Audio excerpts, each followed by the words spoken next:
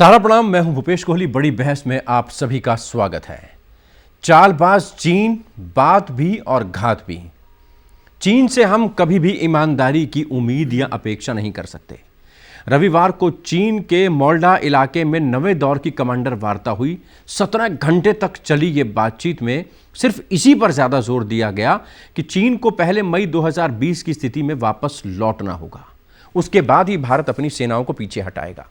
यह वही बात है जो पिछले 8 राउंड से लगातार कही जा रही है, लेकिन चीन हर बार वापसी के नाम पर चुप्पी साध जाता है और जवाब में उसकी सेनाएं लद्दाख के अलावा भी चुपके चुपके घुसपैठ करने की कोशिश करती हैं। 20 जनवरी को चीन के सैनिकों ने सिक्किम के नाकुला पास में भारतीय सीमा में जबरन घुसपैठ करने की कोशिश की। जवाब तगड़ा मिला तो झड़प हो गई। दोनों तरफ के कई सैनिक घायल भी बताए जा रहे हैं, लेकिन चीन इसे सामान्य घटना बताता है। नाकुला वही जगह है जहां मई 2020 के पहले हफ्ते में दोनों सेनाओं के बीच हाथापाई की नौबत भी आई थी। यानी चीन के इरादे संदिग्ध हैं। सवाल यह है कि चीन बात भी करता है तो अमल नहीं करता और घात करता है तो मानता नहीं। साफ है उसकी मंशा कुछ और है। विशेषज्ञों की माने तो सर्दी कम होते ही लद्दाख से अरुणाचल प्रदेश तक चीन की चालबाजियों के और सबूत भी सामने आएंगे। चीन ने मई 2020 में अचानक घुसपैठ कर कुछ भारतीय इलाकों में अपनी बढ़त बना ली। पेंच फंस गया। भारतीय जवानों ने प्रतिरोध किया और फिर से अपनी तैनाती को अंजाम दिया। 6 नवंबर को 8वें दौर की वार्ता में 3 चरण में चीन से वापसी के मुद्दे पर बातचीत हुई। पहला चरण जिसमें दोनों देश तोपों और टैंक्स को हटाने पर बात मानेंगे। दूसरे चरण में चीन को पैंगोंग के फिंगर 8 तक पीछे हटना होगा और तीसरे चरण में मई 2020 की स्थिति में चीन को वापस जाना था, लेकिन चीन ने एक पर भी अमल नहीं किया।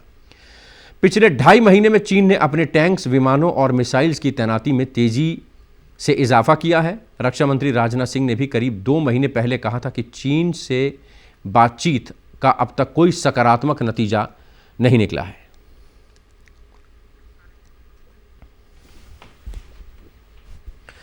चालबाज चीन, बात भी और घात भी। चीन ने अपनी सेनाओं को अब तक मई 2020 से पहले की स्थिति में नहीं लौटाया, जबकि पिछले 3 महीने की वार्ताओं में चीन ने दोनों तरफ की सेनाओं को पीछे ले जाने की बात खुद ही की थी। जवाब में भारतीय सेना ने भी कहा कि जब तक चीन की सेना पीछे नहीं जाती, भारत के जवान वहीं पर डटे रहेंगे। चीन की चालबाजियों पर नजर रख रही भारतीय सेना पहली बार 17,000 फीट की ऊंचाई पर अपने टैंक्स के साथ डटी हुई है, जबकि बातचीत से मसला सुलझाने की पहल करने वाला चीन अब लाइन ऑफ एक्चुअल कंट्रोल पर टैंक्स और मिसाइल की तैनाती में लगा हुआ है। नवे दौर की कमांडर स्तर की वार्ता भी सफल होगी, इसमें संदेह है। इस मुद्दे पर बातचीत करने के लिए जबरदस्त पैनल हमारे साथ मौजूद हैं। डिफेंस एक्सपर्ट प्रफुल्ल बख्शी हमारे साथ मौजूद हैं, फॉरेन एक्सपर्ट रविंद्र सचदेव हमारे साथ मौजूद हैं, जबकि नोएडा स्टूडियो में हमारे साथ defence expert colonel JP Singh साहब मौजूद हैं और पॉलिटिकल एक्सपर्ट राहुल लाल हमारे साथ मौजूद हैं। सभी का बहुत स्वागत है। बख्शी साहब, सबसे पहले सवाल आपसे। नाकुला पास के पास जबरन घुसपैठ की कोशिश, सेना मुस्तैद, घुसपैठ की कोशिश नाकाम, इस पर आपका रिएक्शन सर? देखिए, चाइना ने ये जो घुसपैठ की कोशिश करी, अब वो कहते हैं कि हमारा पेट्रोल था, हम क्या नहीं घुसपैठ। क्वेश्चन ये है, ये मुक्की वाली आगे जो, और यही 1967 में मैं आपको ले चलता हूं, जनरल सकल सिंह राठौर के टाइम हुई थी। उस समय उनका एक पॉलिटिकल कमिश्नर घायल हो गया था और उन्होंने बंकर में जाके हमारे 40-50 सैनिक मार दिए, एक मेजर साहब के साथ।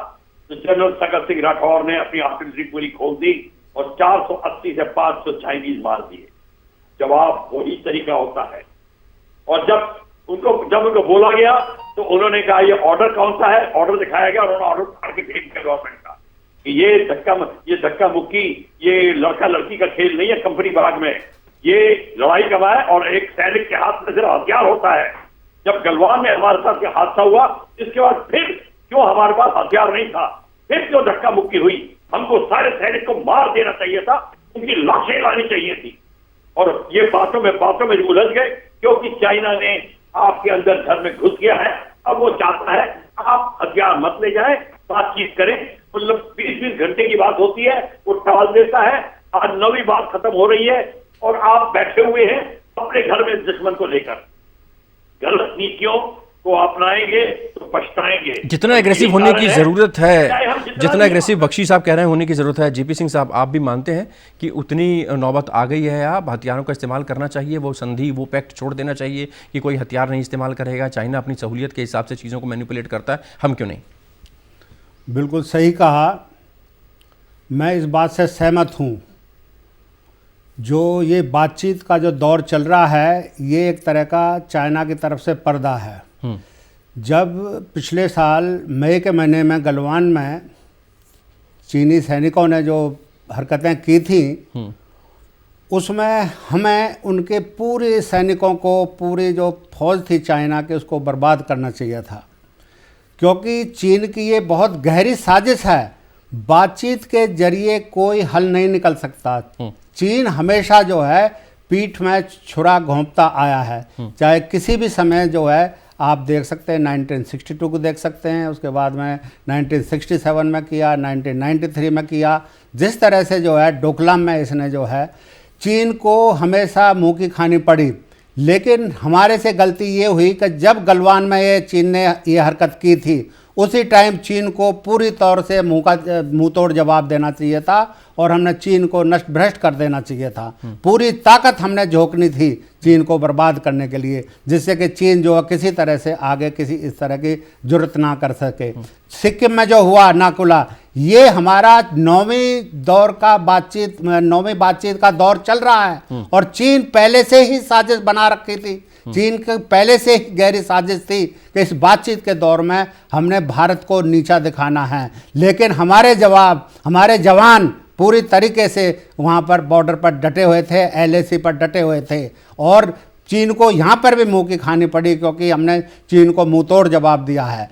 और चीन हर तरह से, हर फ्रंट पर, जिस तरह से LAC को वेस्टर्न, मिडिल और ईस्टर्न सेक्टर में LAC पर जो हमने अपनी फौज को तैनात किया हुआ है, तीनों सेक्टर्स में चीन ने अपनी मुंह की खाई है, जहां पर भी इसने नापाक हरकत की है। तो मेरा यह मानना है कि चीन को मुंह तोड़ जवाब देने की जरूरत है, पूरी शक्ति लगा करके, और चीन की फौज को जो है हमें बर्बाद करने की। चलिए, मुंह तोड़ जवाब देना चाहिए। अब सेना के अधिकारी, सेना के पूर्व अधिकारी, एक्सपर्ट्स यही मान रहे हैं। रविंद्र सचदेव हमारे साथ मौजूद हैं, फॉरेन एक्सपर्ट मौजूद हैं। रविंद्र, 25 से ज्यादा लड़ाकू विमान ताइवान की सीमा में भेजता है चीन। इस बीच अमेरिकी विमान वाहक बोट ताइवान स्ट्रेट पहुंच जाते हैं।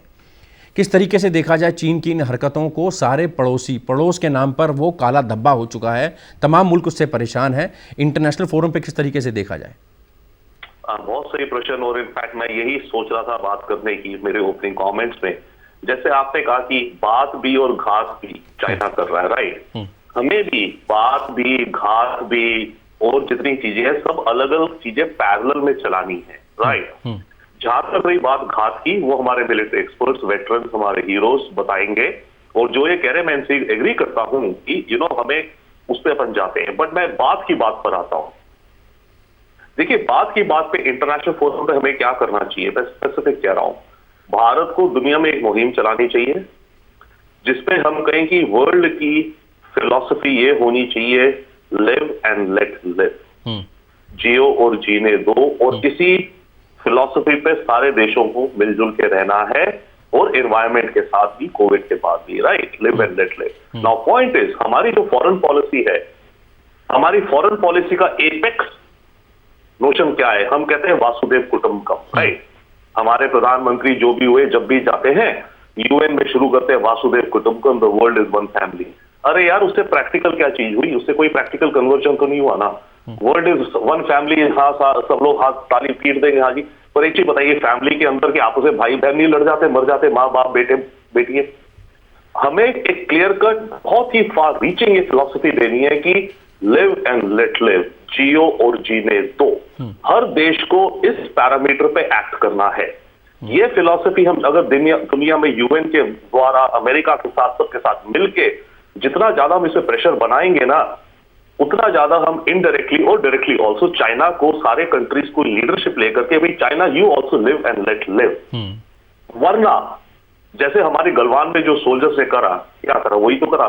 चाइना आप जियो और हमें जीने दो, वरना हम तो करेंगे भी। हमें जो सर्वाइव करना है, हमें अपनी जिंदगी बचानी है, हमें नेशनल अपनी सॉवरेनिटी को प्रोटेक्ट करना, हम तो करेंगे ही करेंगे, जो हमारे जनरल्स कह रहे हैं हम घात तो करेंगे ही करेंगे। राहुल, जियो और जीने दो की नीति अपनानी चाहिए, लेकिन जिस तरीके से सेना के एक्सपर्ट्स कह रहे हैं, डिफेंस एक्सपर्ट्स कह रहे हैं कि अब वो वक्त आ गया है कि चाइना को टिट फॉर टैट, जैसा वो चाह रहा है उसको वैसा सबक मिले। गलवान में मिला, थोड़ा सा बैकफुट पर गया, अब ये मिला, अब वहाँ पर जो जिस तरीके से बातचीत करता है और धोखा देने की उसकी प्रवृत्ति है, उसको उसी की चालबाजियों में लपेटना चाहिए।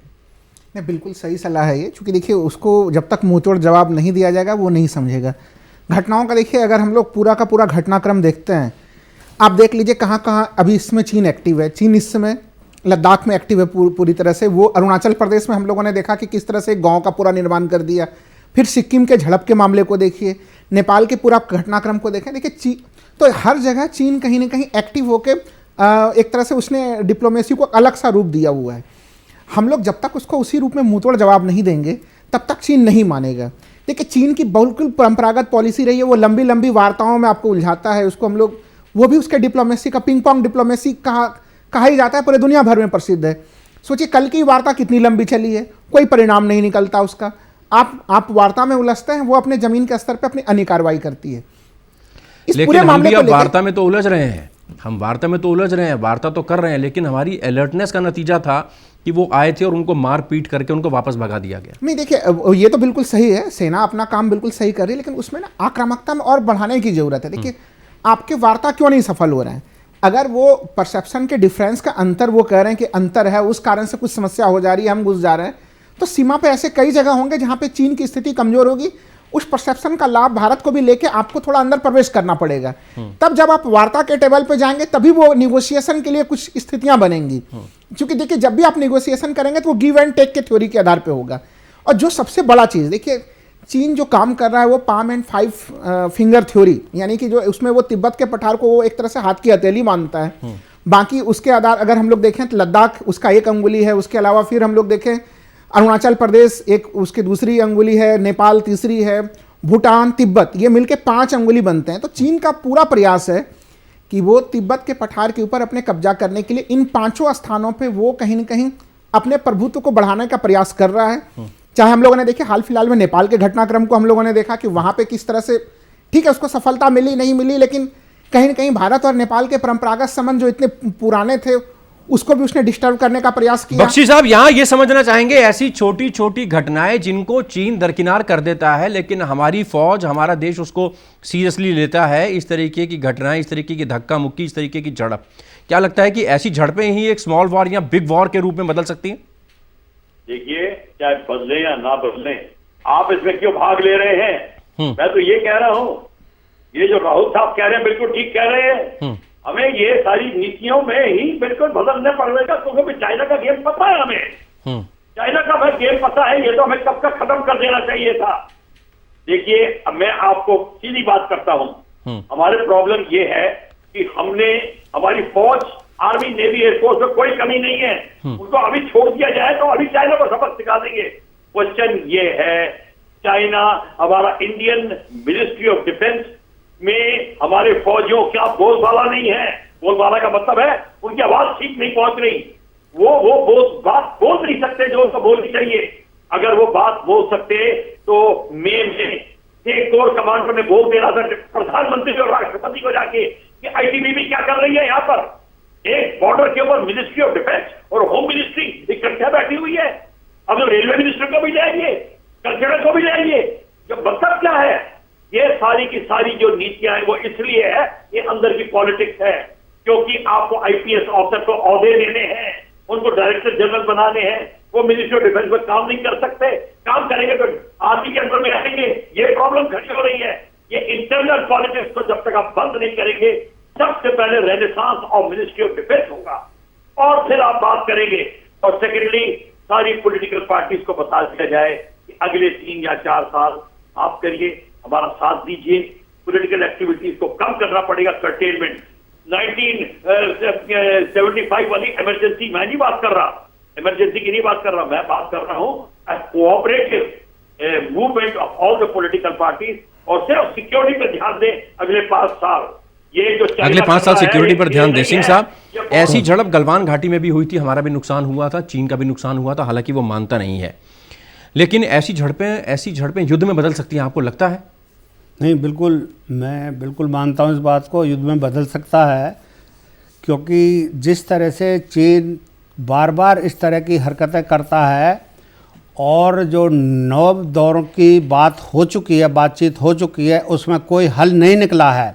चीन ये हमेशा इन वार्ताओं के पीछे गहरी साजिश रचने की कोशिश हमेशा करता आया है और करता रहेगा।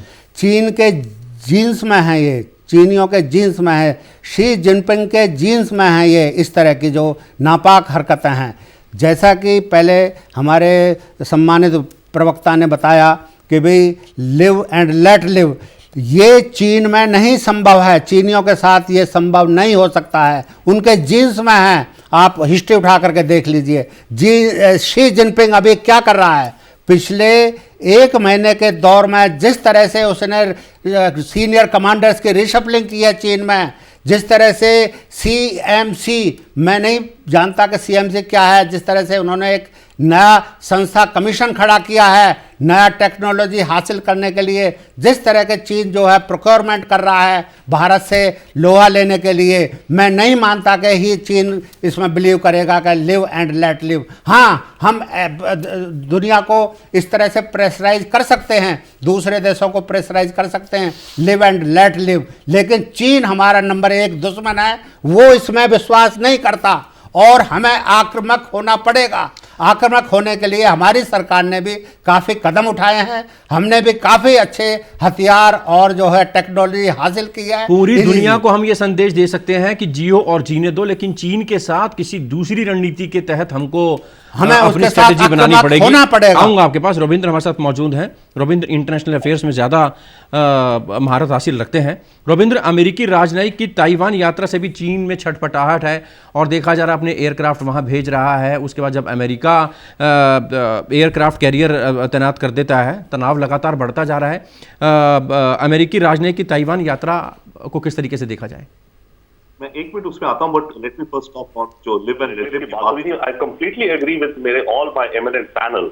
मैं ये कह रहा था कि बाकी हमें मतलब ये चीजें पैरेलल में करनी है। देखिए, किसी भी देश की रणनीति, जियो स्ट्रैटेजी, हमारी नेशनल इंटरेस्ट एक रास्ते से नहीं होते अचीव, हमारे को मल्टीपल रास्तों पे चलना होता है, राइट। उसमें से एक सबसे अहम रास्ता तो ऑब्वियसली अपनी डिफेंस, जो बात हो रही है घात की, कि उनको कैसे मुंह तोड़ जवाब देना है, हमारी क्या कमी है शायद, उसको लेकर के हम चाइना को मिलिटरीली फोर्स के साथ कैसे काउंटर करें, वो एक ट्रैक है। एक ट्रैक हमारा ये भी है जो पैरेलल में है, दुनिया में पब्लिक ओपिनियन बनाना, चाइना को कॉर्नर करना है इत्यादि, राइट। इस तरह के तीसरा ट्रैक एक्चुअली ये भी है, हमें अपनी इकोनॉमी इंप्रूव करनी है साहब, हमारे पास बजट नहीं है मिलिट्री के लिए।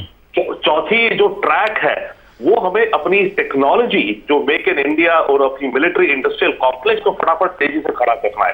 तो ये अलग अलग ट्रैक्स हैं जो चलेंगे, जिसके चलते हम एक कोहेसिव या जैसा भी चाइना को जवाब देंगे। बट ये पहला ट्रैक जो सबसे अहम है वो तो ऑब्वियसली है ही, मतलब सिक्योरिटी एंड मिलिट्री।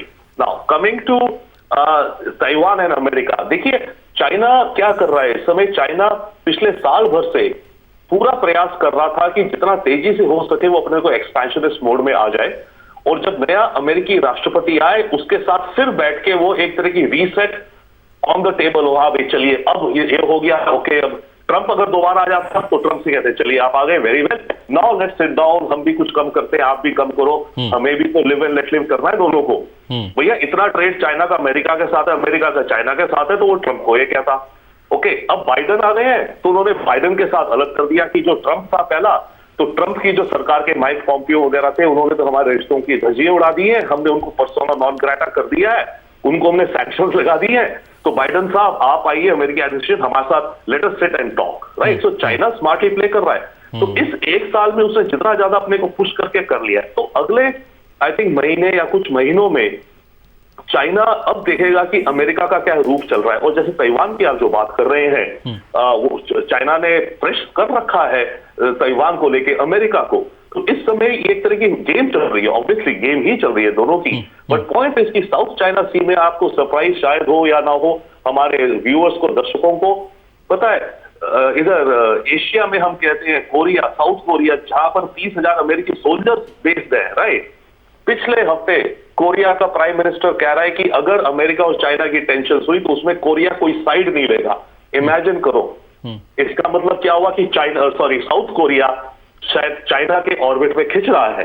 जब वो कह रहे कि भैया अगर टेंशन हुई तो मैं साइड नहीं ले पाऊंगा क्योंकि तुमने मेरी जिंदगी इतनी कॉम्प्लिकेट कर रखी है। राहुल, इस बीच समझना ये चाहेंगे, चीन भी समझ रहा है, बावजूद इसके चारों तरफ से बड़े देशों से घिरता जा रहा है, पड़ोसी मुल्कों से संबंध खराब होते जा रहे हैं, बावजूद उसकी रणनीति किस तरीके से समझी जाए, क्या चाहता क्या है? सिर्फ एक्सपेंशन, सिर्फ एग्रेसिव, सिर्फ अपनी रणनीति को आगे बढ़ाना और दूसरे की जमीनों पर कब्जा करना, दूसरों पर अपना प्रभुत्व कायम करना? देखिए, ये तो चीन का बिल्कुल मूल पॉलिसी है। अगर भारत के संदर्भ में हम लोग को देखें तो अभी देखिए, जो दोनों डिफेंस एक्सपर्ट हैं और बाकी जो सबों के बात को भी मैं थोड़ा सा आगे बढ़ाऊंगा। देखिए, चीन ने अभी क्या किया, वहाँ पे जो पश्चिमी कमान है उसके कमांडर को उसने चेंज किया है। तो अगर पश्चिमी कमान के जो कमांडर को चेंज किया तो उससे स्पष्ट है कि कहीं ना कहीं जो अब तक चीनी सेना की भूमिका लद्दाख में रही, उस पूरे भूमिका से शी जिनपिंग कहीं कहीं संतुष्ट नहीं थे। तो भारतीय सेना की जो आक्रामकता थी, उस आक्रामकता को वो समझ चुके हैं कि जितना आसान उन्होंने माना उतना आसान मामला निकला नहीं। लेकिन हाँ, बख्शी साहब ये चीज़ सही कह रहे हैं कि एक तरह से कहीं ना कहीं वहाँ पे जिस तरह से कोऑर्डिनेशन बढ़ रहा है, तमाम तरह की चीज़ों का सेंट्रलाइजेशन किया जा रहा है, और भारतीय सीमा पे जिस तरह से यहाँ पे ITBP जो गृह मंत्रालय के अधीन है, सेना जो कि रक्षा मंत्रालय के अधीन है, तो कहीं ना कहीं इस जगह पे भी हम लोग को एक एकीकरण करने की आवश्यकता है और वो समय आ चुका है। तो इस तरह के रिफॉर्म्स होने की ज़रूरत है। लेकिन जो दूसरा चीज़ है, सेना तो अपना काम कर ही रही है। विदेश नीति में जिस मूल मामले पे हम लोग को आना पड़ेगा, यही वो समय है कि अगर हम अपने विदेश नीति को कैसे आक्रामक बनाएं। सैन्य नीति तो आक्रामक होनी चाहिए, जो डिफेंस एक्सपर्ट ने कही। हम लोगों के पास बड़े मुद्दे हैं, जैसे कि ताइवान का मामला चीन के साथ अभी हम लोग देख रहे हैं, अमेरिका किस तरह से उसके साथ ताइवान का मामला उसने उठाया हुआ है। हम लोग खुद तिब्बत के मामले को उठा सकते हैं। दलाई लामा खुद भारत में जो है कि वो धर्मगुरु हैं, शेल्टर यहाँ पे लिए हुए हैं, वो इस मामले के ऊपर भी हम लोग दबाव बना सकते हैं। तो चीन के विदेश नीति के संदर्भ में चीन के मानवाधिकारों के मामले को उठाने का हम लोगों के पास पूरा अधिकार है और भारत को विभिन्न वैश्विक मोर्चों पे उस मामलों को भी उठाना चाहिए कि अगर वो इसी तरह का रवैया, कटुतापूर्ण रवैया अगर भारत के साथ रखता है वो, तो फिर भारत भी एक तरह से बहुत ज्यादा इस मामले में झुकेगा नहीं, फिर वो उसी प्रबलता के साथ उसके जवाब को भी रखेगा। बख्शी साहब, इतनी ऊंचाई पर झड़प, सामने से सैनिकों का आना, हमारी अलर्टनेस थी कि हमने उनको वापस खदेड़ दिया। ऐसे में ये कहा जाता है कि बर्फ बहुत है, तो चीन के सैनिक जो हैं अपने आप को उतनी जल्दी एक्युमुलेटाइज नहीं कर पाते हैं ऊपरी इलाकों में, बर्फीले इलाकों में, इसलिए कहीं ना कहीं वो थोड़ा सा बैकफुट पर भी रहता है। लेकिन अब आने वाले 2, 3, 4 महीनों में जब बर्फ़ पिघलेगी, गर्मी होगी, थोड़ा मौसम ठीक होगा, तो चीन और ज़्यादा एग्रेसिव होगा और हमको और ज़्यादा तैयारी की ज़रूरत उन इलाकों में। नॉट ओनली तैयारी की जरूरत, हमें तो अपना एग्रेशन अभी से स्टार्ट कर देना चाहिए, क्योंकि चीन बैकफुट पे है। आपको हमारे फोर्सेस से बात करिए, वो केपेबल हैं, उनको और थोड़े इक्विपमेंट की जरूरत है, सिर्फ वो केपेबल है विंटर वॉरफेयर के लिए। अल्पाइन कोर की टेक्निक उनको पता है, वो कर सकते हैं अगर हम चाहें तो। पर हमारे को ये हमारी नीति नहीं बन रही, क्योंकि हमारी नीति में बड़ा ही विलंब आ रहा है। विलंब इसलिए आ रहा है, मैं फिर रिपीट करता हूँ, घड़ी घड़ी मैं वहां पहुंच जाता हूँ। हम नदी क्रॉस कर रहे हैं गले में पत्थर बांधकर, ये प्रॉब्लम हमारे को आ रही है। चाइना को ये प्रॉब्लम नहीं है, वो सेंट्रलाइज मिलिट्री कमांड है, राइट मिलिट्री ऑर्डर ऊपर से आता है, स्ट्रेट अवे नीचे तक चला जाता है। ये चाइना को बड़ा फायदा है, तो चाइना को उसका फायदा है। फिर जब बात हो रही थी, जैसे संजीवा साहब ने भी कहा, हमारे को जो इंडस्ट्रियलाइजेशन है, चाइना 85% ऑफ मिलिट्री इक्विपमेंट बनाता है और बेचता है, उसको बड़ा फायदा है, उसका बजट ही डिफरेंट है। हमारे को देखिए सब खरीदना पड़ता है। अभी हमारे रक्षा मंत्री MiG-29 लेने जा रहे हैं, पिछली बार वो 27 ये जहाज लेके आए, 12 लेके आए। ये टाइम नहीं है, ये तो हमें 5 साल पहले कर देना चाहिए था, क्योंकि हमारे को ये प्रॉब्लम है। हमारे को इसलिए मैंने ये कहा है, अभी हमें समय बर्बाद नहीं करना, सब इकट्ठे मिलके रहेंगे और जहां तक हो सके हमें कठिन स्थिति का फायदा उठाना, जो चाइना के लिए कठिन है। विंटर वॉरफेयर में अभी प्रेशर डालिए और फिर होल्ड पैटर्न करिए जब चाइना तगड़ा हो जाता है, ये हमें करना चाहिए। सिंह साहब, एग्री हैं आप बख्शी साहब की बातों से, क्योंकि ये टाइम ऐसा है जब बर्फ़ है और हमारे जो सैनिक हैं वो पूरी तरह से अलर्ट हैं और हमारे सैनिकों में, हमारी सेना में वो कुव्वत है कि हम उनको उठाकर बाहर फेंक सकते हैं, उनसे मुकाबला कर सकते हैं, उनको धकेल सकते हैं पीछे।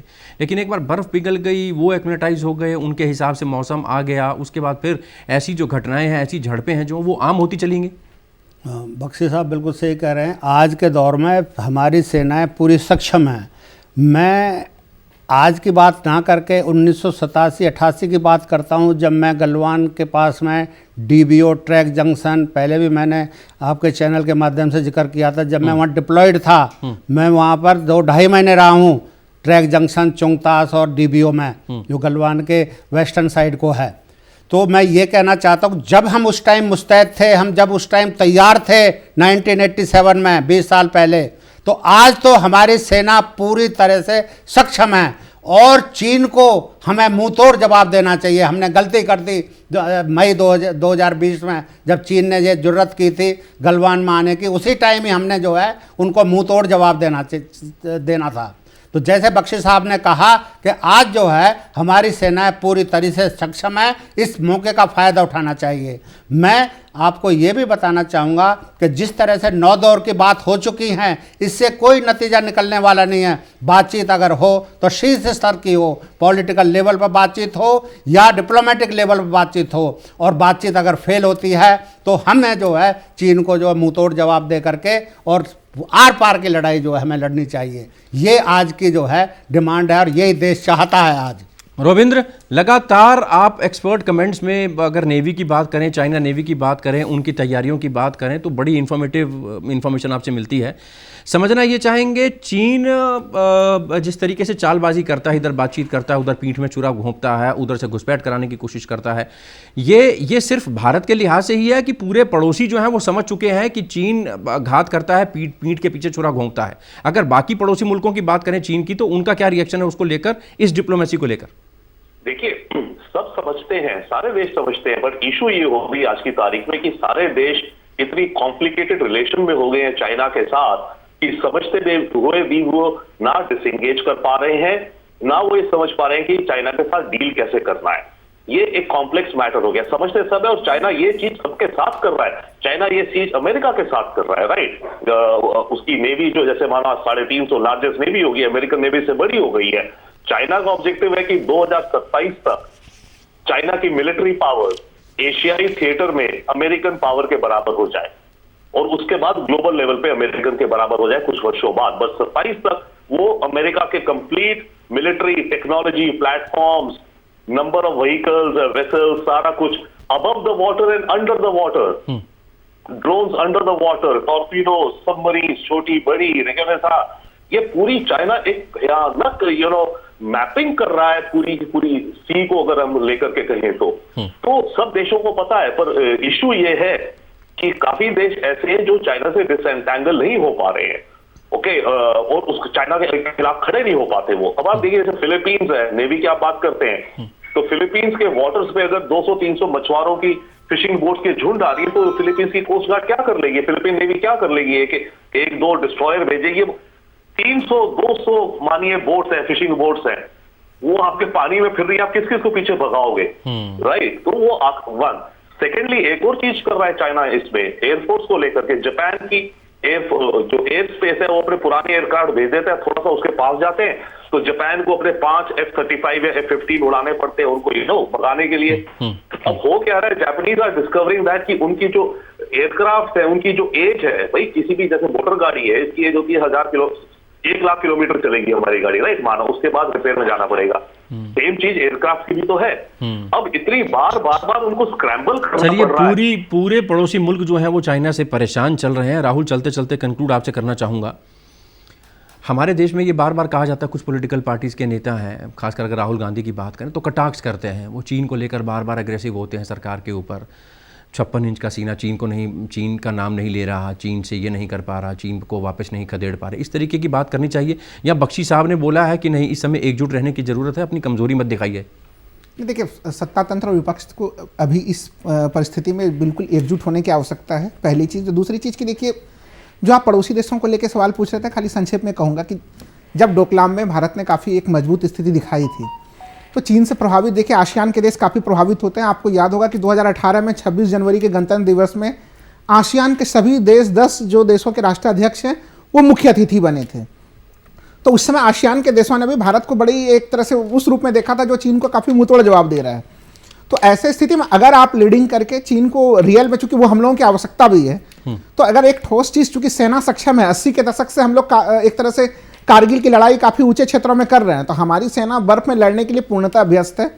तो इसलिए मैं जो डिफेंस एक्सपर्ट है उन लोगों की बात को बढ़ाऊंगा कि वो एक तरह से सैन्य रणनीति तैयार करते समय इन सब चीजों का बिल्कुल ध्यान रखा जाए, क्योंकि चीन अभ्यस्त नहीं है। साथ ही साथ विदेश नीति में हम लोग पहले की तुलना में काफी आक्रामक हुए हैं, लेकिन हाँ, उस आक्रामकता को अभी और धार देने की बिल्कुल जरूरत है। चलिए, और ज्यादा एग्रेसिव होना होगा। भारतीय सेना को और लीडरशिप को नाकुला पास के पास जबरन घुसपैठ की कोशिश करता है चीन, लेकिन हमारी सेनाएं पूरी तरह से मुस्तैद, पूरी तरह से अलर्ट, वापस खदेड़ देती हैं चीनी सैनिकों को। लेकिन अभी मौसम बदलेगा तो ऐसी घटनाएं लगातार होंगी और उसके लिए भी हमारी सेना पूरी तरह से तैयार है। लेकिन एक्सपर्ट्स का यह कहना है कि जल्द से जल्द इस वक्त हम बाजी हमारे हाथ में है, क्योंकि चीन अभी बैकफुट पर है, चारों तरफ से घिरा हुआ है, तमाम मुल्क भी उसके पीछे लगे हुए हैं और उसका फायदा उठाकर चीन को एग्रेसिवली यहां से पीछे धकेलना चाहिए। बड़ी बहस में फिलहाल अभी के लिए इतना ही। प्रफुल्ल बख्शी साहब, डिफेंस एक्सपर्ट, बहुत शुक्रिया। कर्नल जेपी सिंह साहब स्टूडियो में हमारे साथ रहे, बहुत बहुत शुक्रिया। रविंद्र, बहुत बहुत शुक्रिया आपका, और राहुल आपका भी बहुत बहुत शुक्रिया। और फिलहाल बड़ी बहस में अभी के लिए इतना ही। दीजिए इजाजत, ब्रेक के बाद खबरों का सिलसिला जारी रहेगा। आप चलते रहिए सहारा न्यूज नेटवर्क के साथ। इजाजत, सहारा।